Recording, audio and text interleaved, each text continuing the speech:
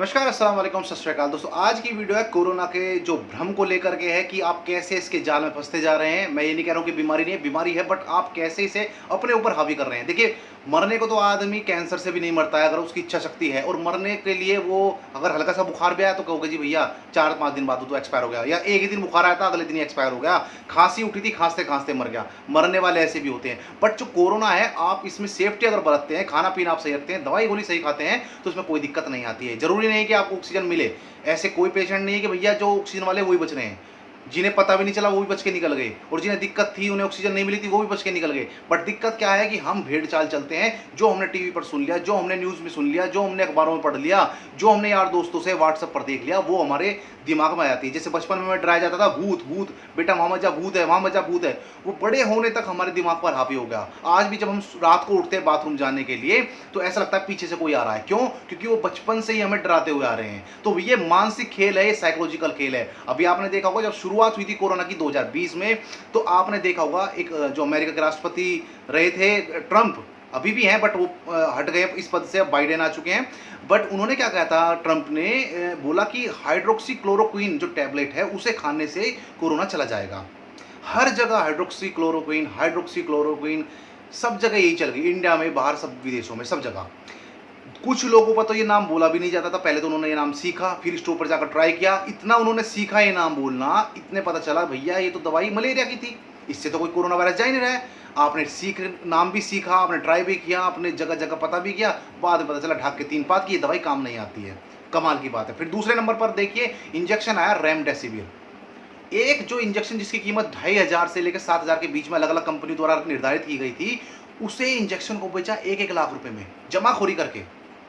कमाल की बात देखिए। और इसका आप कभी स्टडी करें, आप नेट पर डाल के देखें कि रेमडेसिविर किस काम आता भैया। जब इबोला वायरस आया था 2 दशक पहले, तो इस टीके की, रेमडेसिविर की इंजेक्शन की खोज की गई थी इस वायरस से बचने के लिए, इस वायरस से बचाव के लिए। लेकिन इस इंजेक्शन को बता दिया गया कि कोरोना में इफेक्टेड है, मारा मारी हो गई, काला बाजारी हो गई, ढाक के 3 पात। अब देखिए क्या हालत है, रेमडेसिविर को मना कर दिया गया। भाई पहले स्टडी तो कर लो।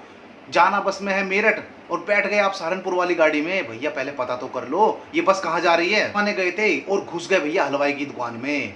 कमाल की बात है, पहले पता तो कर लो, पहले बोर्ड तो देख लो, पहले स्टडी तो कर लो नेट पर डाल करके। आजकल आपके सबके पास मोबाइल है, इंटरनेट है, आप जाकर के सारी चीज़ सर्च कर लेते हैं। फिर इन चीज़ों को सर्च क्यों नहीं करते हैं? क्यों अपने दिमाग पर हावी कर रहे हैं? भैया अपनी इच्छा शक्ति को मजबूत रखिए। फिर तीसरे नंबर पर आपने एक चीज़ देखी होगी कि ऑक्सीजन की कमी हो गई।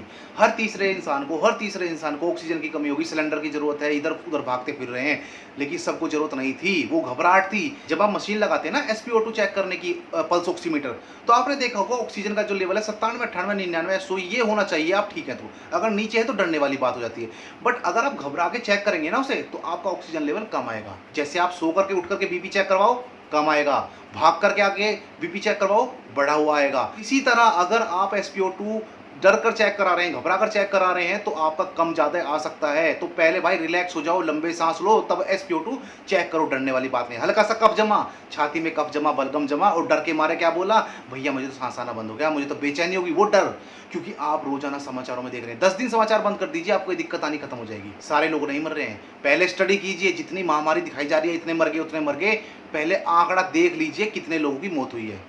जितना आप टीवी देखोगे उतना ही आपके ऊपर हावी होगा। भैया उन्हें पैसे मिलते हैं अपने TRP के लिए, अगर वो इस तरह से बड़ा चढ़ा कर नहीं बताएंगे तो आप समाचार नहीं देखोगे। रही सही कसर पूरी कर देते हैं आपके यार दोस्त, व्हाट्सएप पे फॉरवर्ड करते हैं, इतने लोग मर गए, महामारी फैल गई, ये वो ये। तो इन चीज़ों से बचो मेरे भाई। अच्छा, जब ऑक्सीजन की कमी हुई तो सिलेंडर की मारामारी हुई, सबने जमाखोरी करनी शुरू कर दी। 5000 की चीज़ 10,000 में, 1 लाख में, 1.5 लाख के सिलेंडर बिके हैं भैया ऑक्सीजन के। तो हर जगह चोरी चकारी करनी शुरू कर दी लोगों ने। इस कोरोना में आपने एक चीज़ देखी होगी, मानवता इंसानियत खत्म हो गई है। कुछ लोग तो ऐसे हैं जो प्याऊ लगाते हैं, भंडारा करते हैं भैया, खाना खिलाते हैं, गरीबों की मदद करते हैं, पैसे देते हैं। और इसमें कुछ लोग ऐसे हैं जिन्होंने इंजेक्शनों की कालाबाजारी की, जबकि वो काम नहीं आने वाले थे। बहुत सो ने तो क्या किया, ग्लूकोज की बोतल में से ग्लूकोज का थोड़ा सा पानी लिया, इंजेक्शन में भरा, खाली वायल में भरा और उसे बेच दिया। इतनी लूट मार मच रही है। अच्छे अच्छे बड़े बड़े व्यापारियों ने ये काम किए हैं, छोटे की तो बात छोड़ दीजिए। तो इंसानियत आप देख लीजिए कहाँ जा रही है। एक किराया जो लगता है आपका 3000 रुपये, एम्बुलेंस ले जाने के लिए ले रही है 1.5 लाख रुपये। जलंधर से, दिल्ली से जलंधर गई थी डेड बॉडी, 1.5 लाख रुपए लेते उसके, आप सबको पता है। अब जब कमी हुई ऑक्सीजन सिलेंडर की तो एक चीज और आई मार्केट में, ऑक्सीजन कंसंट्रेटर मार्केट में खुलेआम बिकने लगी, पैसे कमाने लगे लोग बाग। ऑनलाइन खरीद लीजिए, बाजारों में खरीद लीजिए, 30,000 का ये आता है, 30,000 से लेकर के 1.5 लाख के बीच में इसकी कीमत होती है अलग अलग कंपनियों की, लेकिन 2-2 लाख 3-3 लाख का बिक रहा है। काला बाजारी करे, चलिए वो छोड़ दीजिए, पर इसका काम तो देख लीजिए। इसका काम है 10 लीटर पर मिनट के हिसाब से ऑक्सीजन देना। अगर आपकी SpO2 यानी ऑक्सीजन लेवल 85 से ऊपर है, 85 से ऊपर है, 86 है, 87 है, 88 है, 9 है, आप इसे ले सकते हैं। ऑक्सीजन की कम जरूरत है, आप ले सकते हैं 10 लीटर पर मिनट के हिसाब से। बट जरूरत है आपको ICU में 40 लीटर की पर मिनट के हिसाब से, तो कॉन्सेंट्रेटर कहाँ काम कर जाएगा? कॉन्सेंट्रेटर कहीं काम नहीं कर रहा है। इतनी ऑक्सीजन तो आप वैसे भी ले सकते हो, इसमें पैसे बर्बाद मत करो। इसके भी आप देख लीजिए, नेट पर डाल के रिव्यू पढ़ लीजिए भाई, पहले कोई चीज़ खरीदने से पहले रिव्यू पढ़ लीजिए। नेट पे सर्फिंग करते हैं ना, जब आपको जीन्स लेते हैं, टी-शर्ट लेते हैं, अमेजोन पर, फ्लिपकार्ट पर चेक करते हैं ना क्या साइज है, और नीचे आजकल तो फोटो भी आने लगे हैं कि किसी ने ली होगी तो उसने फोटो अपलोड कर दी होगी कि भैया मेरा सामान ऐसा निकला है। चेक करते हो ना सारी चीज़ें, तो कॉन्सेंट्रेटर को, ऑक्सीजन कंसंट्रेटर को क्यों चेक नहीं कर रहे हो? पहले चेक तो कर लो, बावले मत बनो, पहले इस चीज़ को चेक कर लो मेरे भाई।